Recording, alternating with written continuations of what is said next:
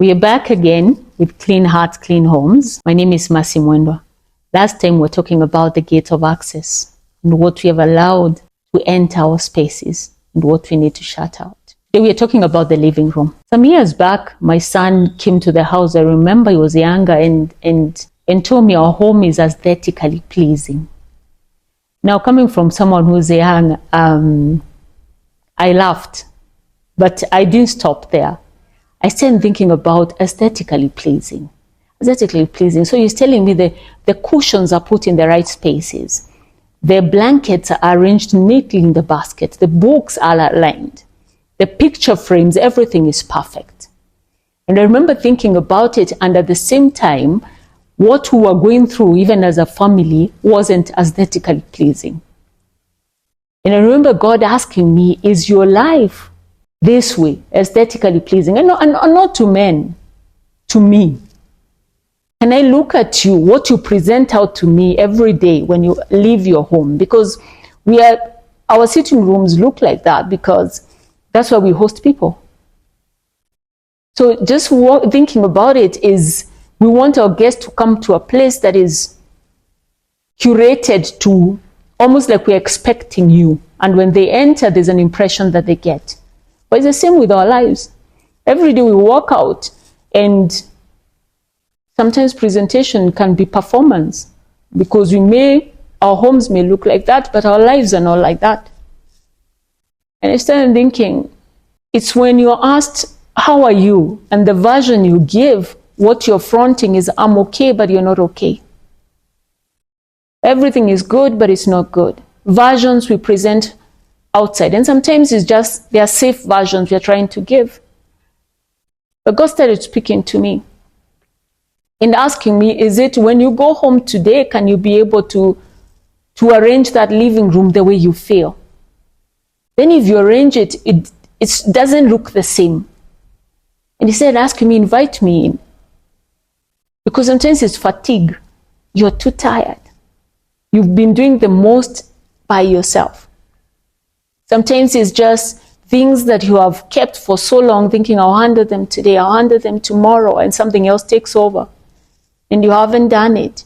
Sometimes it's just anger or just unforgiveness that you have harbored, that you have hosted in your heart.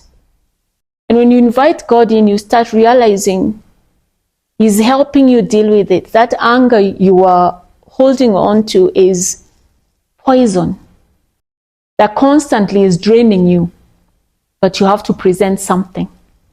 So sometimes it's a mask you wear out that you even forget who you are because you've worn it for too long until it starts cracking. So the conversation of this second chapter of the living room is not about cleaning the home. It's not about curating the room, making sure the pictures are perfect in the house. And that is beautiful. But it's about, who are we hosting? When we host in our lives, because the most important thing is our lives. When we host God, is He pleased? Does He come and is restful in your space? Can He say, I will dwell here and I will remain here? I will not just visit, but I will remain. Because that's the end game. He wants to dwell in us. But that starts with surrender. Surrender that I'm not performing anymore. This is not the way I want my life to look anymore. So my son taught me a lesson to go back and just reflect constantly on my own heart. Checking myself within the way I check my home to ensure that it's clean to the standards that I want. And today that's why we are coming out here. That's why we are walking together. And the question is, what are we hosting? Have you curated a space in yourself that comes out, leaves the house, but when you come back, you're so tired, you're releasing, it's like you're in captivity. And if that is so, do you want to release everything? Let go and let Him then take up the rearrangement of your life and your heart. So that chapter will be the kitchen. And I hope you join me as we look into, what are we nourishing ourselves with? What are we feeding our spirits with constantly? And what is it producing?